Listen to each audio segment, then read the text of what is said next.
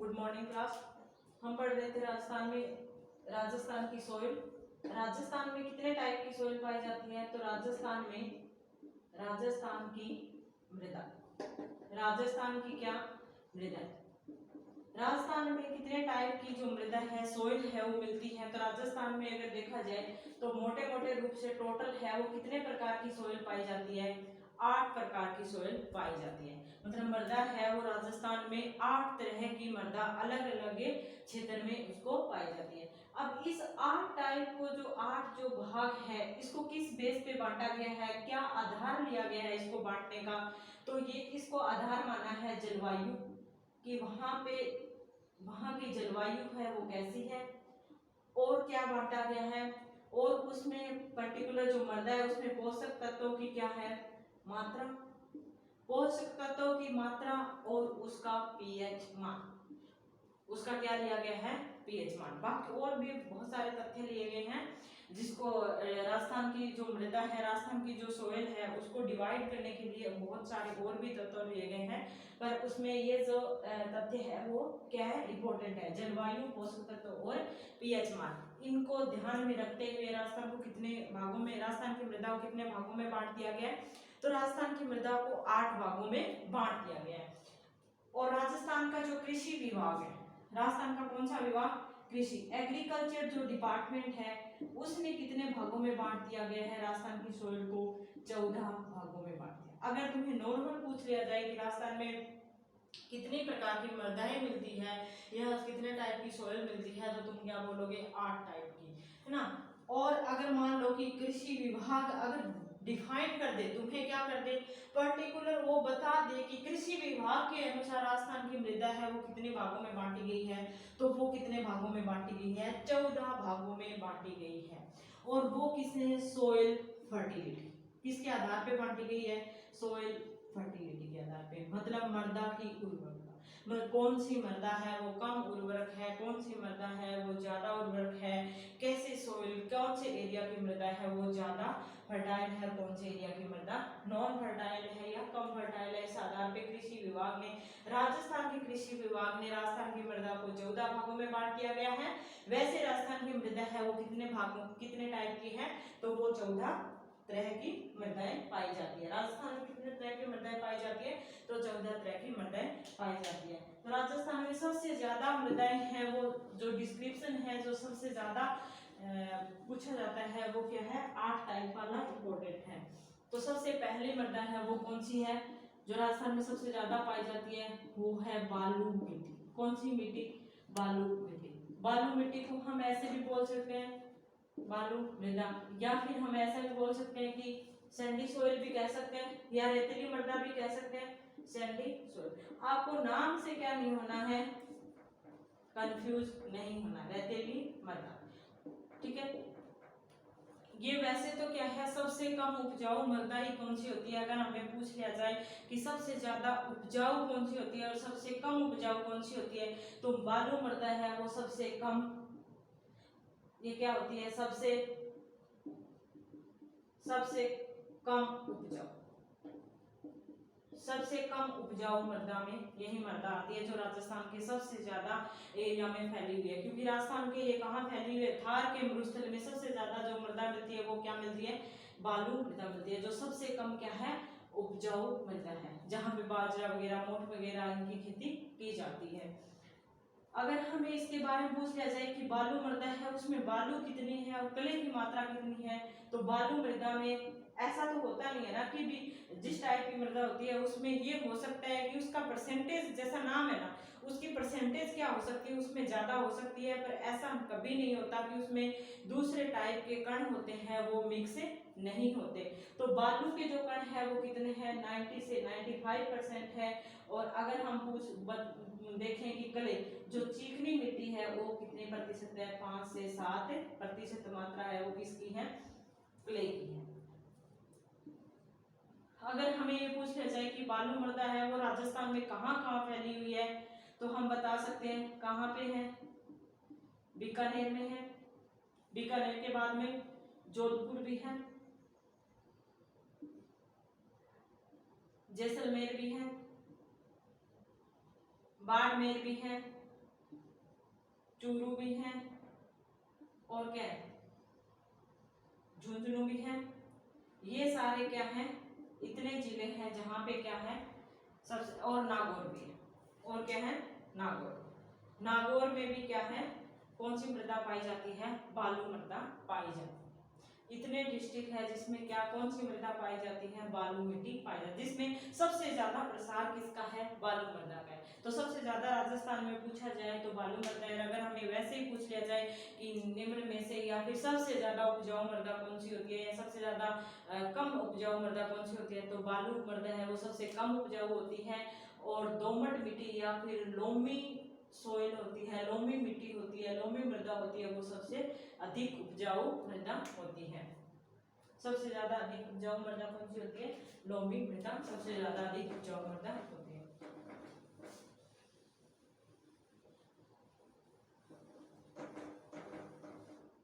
अगर उसके बाद 2 नंबर पे हम बात करें तो कौन सी, ब्राउन सैंडी सोइल। सैंडी है पर क्या है, ब्राउन सैंडी सोइल। हम ये मान सकते हैं ना कि भूरी बालू मिट्टी, उसको क्या कह सकते हैं, भूरी बालू मृदा कह सकते हैं। हमें पता है कि सैंडी सोइल से ये क्या होगी, ज्यादा उपजाऊ होती है। किसे, बालू मिट्टी से क्या होती है, ये ज्यादा उपजाऊ होती है। और ये कहाँ पाई जाती है, अरावली, अरावली के पश्चिमी भाग। कहाँ पाई जाती है, अरावली के पश्चिमी भाग में। ब्राउन सैंडी सोइल है, वो सैंडी सोइल से क्या होती है, ज्यादा उपजाऊ होती है। इसका मतलब क्या है कि सैंडी सोइल से ज्यादा इसमें क्या होते हैं, न्यूट्रिएंट होते हैं। इसमें कौन से तत्वों की अधिकता पाई जाती है, तो वो फास्फोरस तत्वों की क्या होती है, अधिकता पाई जाती है। और मिलती क्या है, ये अरावली के पश्चिमी भाग में। तो अरावली के पश्चिमी भाग में हमारे जिले कौन कौन से पड़ते हैं, सबसे पहले ऊपर वाला कौन सा जिला पड़ता है, झुंझुनू पड़ता है। सबसे ऊपर वाला जिला कौन सा पड़ता है, झुंझुनू पड़ता है। झुंझुनू के नीचे क्या है, सीकर है। सीकर के नीचे, सीकर के नीचे है वो क्या है, नागौर है। नागौर की इधर पाली और जोधपुर, बाड़मेर, जालोर, और क्या हो गया, ये कौन से भाग है, अरावली के किस भाग, कौन से भाग में पड़ते हैं, ये पश्चिमी भाग में पड़ते हैं। वो जिले जो क्या है, थार के रेगिस्तान का भी क्या है, ये भाग है, सिरोही को छोड़ के। राजस्थान में थार के मरुस्थल है, उसके भी भाग है। और ये अरावली के कहाँ पड़ते हैं, पश्चिमी भाग में ये पड़ते हैं। अगर तुम लोग मैप से इसको थोड़ा सा, अगर तुम लोग जब भी एक जलवायु खंड ऐसी चीज है जिसको आप मैप से पढ़ो, और एक जो सोइल है उसको भी आप क्या करोगे, जैसे मैंने पहले जलवायु खंड के जो डाले हैं, अगर आपने उसको अच्छे से क्या कर लिया है, पढ़ लिया है, और अच्छे से उसको मैप को आपको लर्न हो गया, उस वो मैप है वो लर्न हो गया, तब आपको इसको याद रखने की जरूरत नहीं होगी। अगर हमें तुम्हें इतना याद कर लोगे ना कि अरावली के पश्चिमी भाग में, तो अरावली के पश्चिमी भाग में ये जिले लगते हैं। ऊपर से चलो, ऊपर से झुंझुनू, झुंझुनू के नीचे सीकर, सीकर के नीचे नागौर, पाली, इधर साइड में जोधपुर, बाड़मेर, जालोर और सिरोही। तो इनको याद करने में क्या नहीं लगेगा, टाइम नहीं लगेगा, और नहीं तुम्हें क्या होगी, कोई भी परेशानी होगी। तो दूसरी टाइप की सोइल है वो कौन सी है, ब्राउन सैंडी सोइल। कौन सी टाइप की है, ब्राउन सैंडी सोइल। अगर हम बात करें कौन सी, लाल पीली मृदा। कौन सी, लाल पीली मृदा। लाल पीली बोलो या फिर रेड येलो सोइल बोलो, एक ही बात है। ये कहाँ पाई जाती है, सबसे पहले ये देखो, अरावली पर्वत के पश्चिमी भाग। अरावली पर्वत के कौन से भाग, पश्चिमी भाग। तो अरावली पर्वत है वो झुंझुनू में भी फैला हुआ है, सीकर में भी फैला हुआ है, और कहाँ पर कहाँ फैला हुआ है, नागौर ये वाले भाग है वहां फैले हुए हैं। पर अरावली पर्वत है ना, जो कौन सा भाग है, पर्वत वाला भाग है, उसके पश्चिमी भाग में। तो ये कहाँ से, हम अजमेर, यहाँ नहीं फैला हुआ नागौर वगैरह में ना, अजमेर में लाल पीली मृदा है वो कहाँ मिली है? अजमेर में। ये उपजाऊ है वो क्या होती है? कम होती है। उपजाऊ क्या होती है? कम होती है। अजमेर के नीचे है वो क्या? भीलवाड़ा, उदयपुर, फिर बांसवाड़ा, और कहाँ फैली हुई है ये? सिरोही में ये फैली हुई। यहाँ पे क्या होता है? कैल्शियम कार्बोनेट की क्या होती है, मतलब हम ऐसा कह सकते हैं कि चूना है वो क्या होता है यहाँ पे अधिकता पाई जाती है, क्योंकि अरावली क्या है? पर्वत है, और पहाड़ी क्षेत्रों में क्या है? चूने की अधिकता पाई जाती है। तो अरावली पर्वत के कौन सा भाग है? ये पश्चिमी भाग। अजमेर का कुछ भाग आ गया, भीलवाड़ा का, उदयपुर, बांसवाड़ा और सिरोही का क्या हो जाता है? लाल पीली मृदा में कुछ भाग है वो इंक्लूड हो जाता है। इसका पीएच मान है वो 5.5 से क्या होता है? 8.5 होता है। फिर आती है लाल लोमी सॉइल। 4 नंबर पे क्या है? लाल लोमी सॉइल। 4 नंबर पे है लाल लोमी सॉइल, सॉइल या मृदा। हम कह सकते हैं कि रेड लोमी सॉइल। लोमी आ गई तो हमें पता है कि ये क्या होगी? उपजाऊ होगी। कैसी होगी? उपजाऊ होगी। और रेड है, इसका रेड का कलर है वो किसकी वजह? लोहा तत्व बोलो या फेरस आयन बोलो या आयरन बोल सकते हैं हम लोग। किस तत्व की वजह से होता है? फेरस की वजह से इसका रंग है वो कैसा होता है? लाल होता है। लोमी है, इसका मतलब क्या है? ये उपजाऊ मृदा है। लाल की वजह से क्या है? ये उपजाऊ मृदा है। अब ये कहाँ मिलती है? दक्षिणी राजस्थान। कहाँ पाई जाती है? दक्षिणी राजस्थान। दक्षिणी राजस्थान की बात करें तो सबसे ज्यादा दक्षिण में कौन सा जिला पड़ता है? बांसवाड़ा, फिर डूंगरपुर, इन दोनों के ऊपर क्या है? उदयपुर, और क्या है? चित्तौड़गढ़।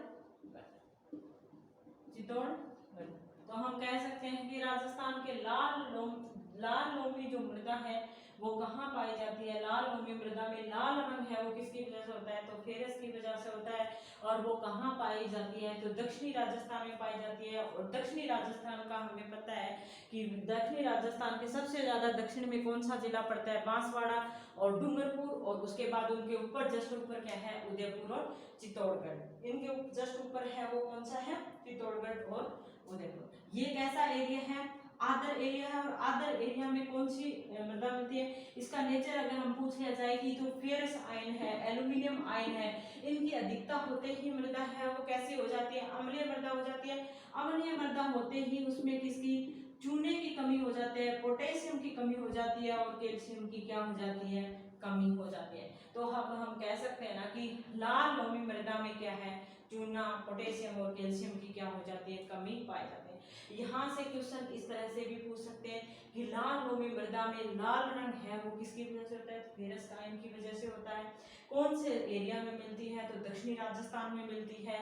और सबसे ज्यादा मोस्ट इंपोर्टेंट जो क्वेश्चन आते हैं, जब तक थोड़ा सा लेवल क्वेश्चन का पेपर का आता है तब यही पूछा जाता है कि जो लाल लोमी मृदा है उसमें कौन से तत्वों की कमी पाई जाती है।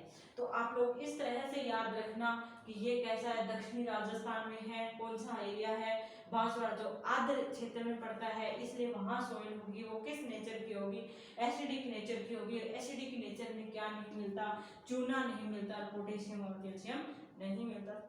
तो वहां पे कैसी किस तत्व की कमी पाई जाएगी? देखो, किस तत्व की कमी पाई जाएगी? जो तत्व उस नेचर की सॉइल में नहीं मिल सकता। जैसे अम्लीय मृदा में कभी भी चूना अवेलेबल नहीं होगा, पोटेशियम अवेलेबल नहीं होगा, तो हम लोग क्या कहेंगे कि वो तत्व जो नहीं मिलेंगे। जब हम लोग अच्छे से इनको आगे तत्वों की जो चैप्टर है वो पढ़ेंगे तब हमें समझ में आ जाएगा कि कौन सी एरिया है वहां पे कौन से तत्वों की कमी हो सकती है। तो लाल लोमी सॉइल है उसमें किसकी कमी होगी? चूना, कैल्शियम और पोटेशियम की क्या होगी? कमी होगी। और दक्षिणी राजस्थान में ये सॉइल पाई जाती है।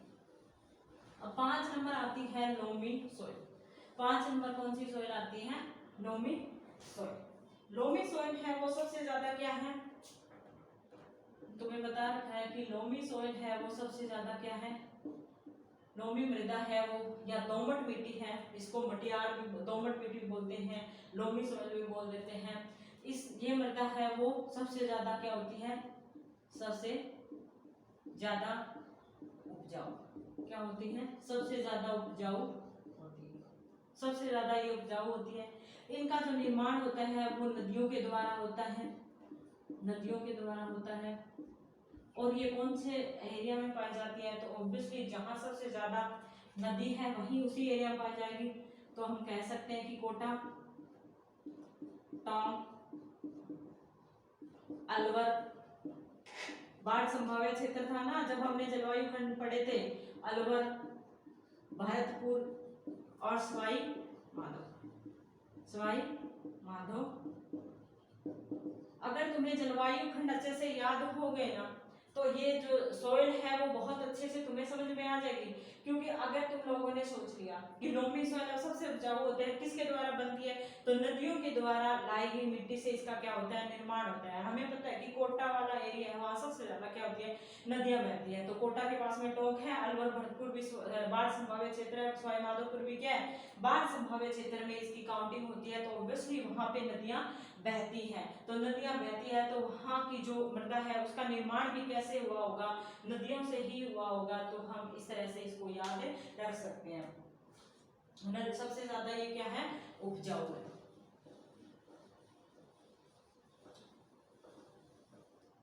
6 नंबर ब्लैक सॉइल, काली मृदा, ब्लैक सॉइल, काली मृदा।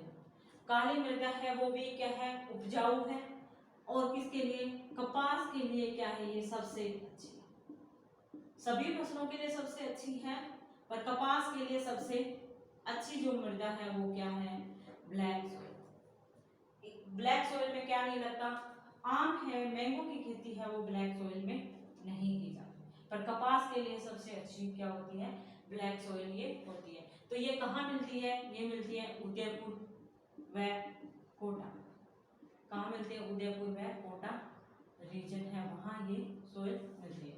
तो ये भी बहुत ही उपजाऊ मृदा होती है। और पूछ लिया जाता है कि कपास के लिए सबसे अच्छी मृदा है वो कौन सी होती है, तो हम बता सकते हैं कि कपास के लिए है वो काली मृदा है वो सबसे अच्छी सॉइल होती है। 7 नंबर है रेड व black mix soil, red and black mixed soil. ऐसी मृदा जो क्या है, रेड भी है और ब्लैक भी है ना, तो दोनों की क्वालिटी को रखती है।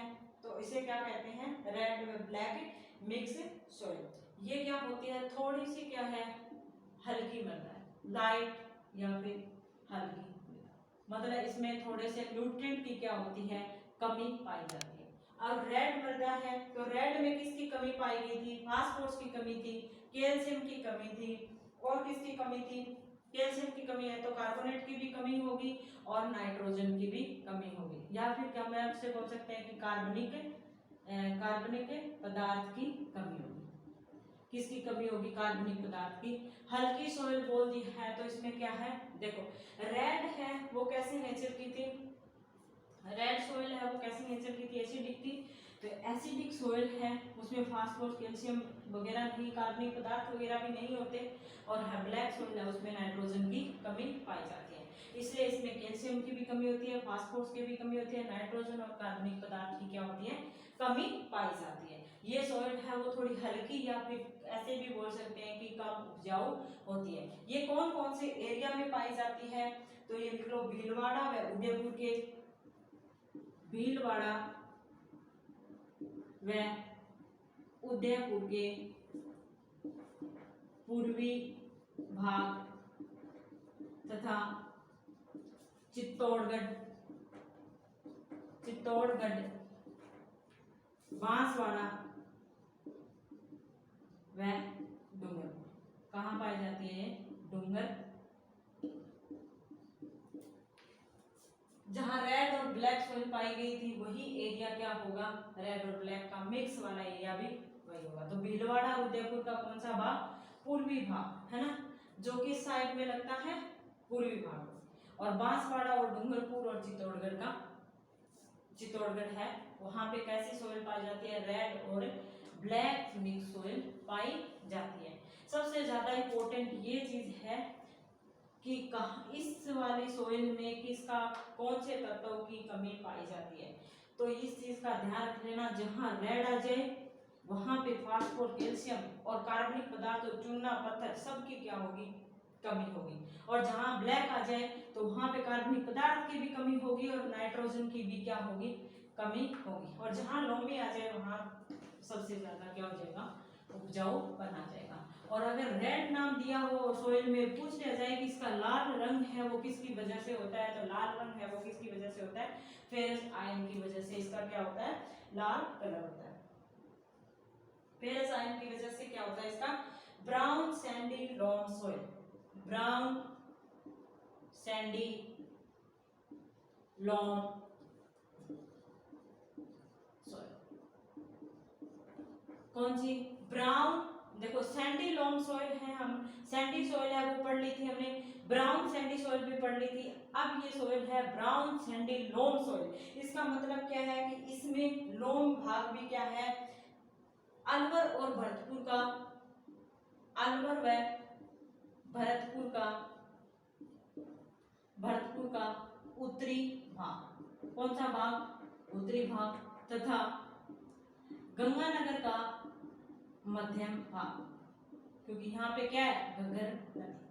और लोमी सोइल का निर्माण कहाँ होता है, जहाँ पे नदियां बहती है। अलवर और भरतपुर में भी नदियों के द्वारा ही क्या है, निर्मित भूमि है, सोइल है। और गंगानगर का जो मध्यम भाग है उसमें भी क्या है, घग्गर नदी बहती है। तो घग्गर नदी के द्वारा किस सोइल का निर्माण हुआ होगा, लोम सोइल का निर्माण हुआ होगा। जब भी लोम का नाम आ जाए तो वही एरिया उठाना है, वही क्षेत्र उठाना है जहाँ पे नदियां बहती है, अलवर, भरतपुर, टोंक, सवाई माधोपुर, कोटा, ये वाला एरिया क्या कर लेना है, उठा लेना है। तो ब्राउन सैंडी लोम सोइल है वो कौन से एरिया में मिलती है, इस टाइप के एरिया में, अलवर, भरतपुर और गंगानगर का मध्य भाग है उसमें ब्राउन सैंडी लोम सोइल मिल जाती है।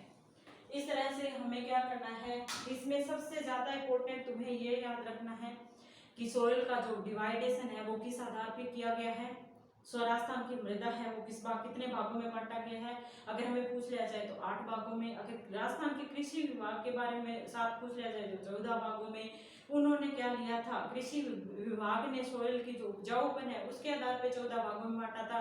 इसने जब मोटे रूप से बांटा गया था, पूरे इंडिया लेवल पे राजस्थान की जो मृदा है उसको बांटा गया था, तो इसमें 3-4 फैक्ट लिए गए थे, जिसमें जलवायु है, पीएच है, उसमें पोषक तत्व अवेलेबल कौन से हैं। तो 8 प्रकार की जब भी मृदा आती है तो सबसे ज्यादा पोषक तत्व वाले, जब भी क्वेश्चन का अच्छा लेवल होता है तो हमेशा क्या रहता है, ये रहता है कि पोषक तत्वों की, कौन से पोषक तत्वों की क्या रहती है, कमी पाई जाती है। तो हमेशा याद रखना है कि ब्लैक सोइल है उसमें कार्बनिक पदार्थ की भी कमी रहती है और नाइट्रोजन की भी कमी रहती है। और जहाँ पे रेड नाम आ गया तो वहां पे भी ये याद रखना कि वो रेड कलर है वो फेरस आयन की वजह से होगा।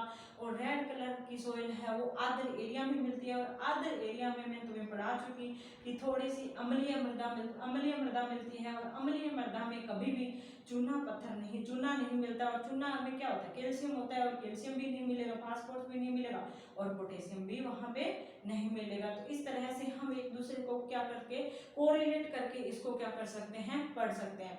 जब आप लोग इस वाले चैप्टर को पढ़ो, भारत जब राजस्थान की मृदा को पढ़ो, तब आप साथ में अगर तुमने जलवायु खंड को अच्छे से पढ़ लिया है तो ये, और तुम्हें क्या याद रखना है, जिला है उसको किसी भी स्टूडेंट को रट्टे नहीं मारने, किस तरह से पढ़ना है कि जैसे हमें पता है कि राजस्थान को मोटे मोटे रूप में 2 भागों में बांट लिया, एक पश्चिमी भाग है और एक पूर्वी भाग है। पूर्वी भाग है वो हमारे ज्यादा बरसात होती है, पश्चिमी भाग में कम बरसात होती है, वहाँ बालू मृदा पाई जाती है, और वहीं पे सबसे ज्यादा धार का मरुस्थल है। तो जब भी बालू की बात आएगी तो हम इधर बात करेंगे, और जब दूसरी मृदा की बात आएगी तो हम क्या करेंगे, अरावली के पूर्व की बात करेंगे, और जब बालू की बात आएगी तो हम पश्चिमी जो जिले हैं उनकी बात करेंगे। जब हमें बालू मृदा की बात करेंगे तो जैसलमेर, बाड़मेर, बीकानेर, जोधपुर ये वाला एरिया आ जाएगा। जब अरावली के पश्चिमी भागों की बात करेंगे तो अरावली के पश्चिम में तुम्हें पता होना चाहिए कि झुंझुनू लगता है, झुंझुनू के नीचे सीकर आता है, सीकर के नीचे नागौर, पाली, जालौर, इधर जोधपुर, फिर बाड़मेर, फिर सिरोही। इस तरह से तुम्हें याद होना चाहिए।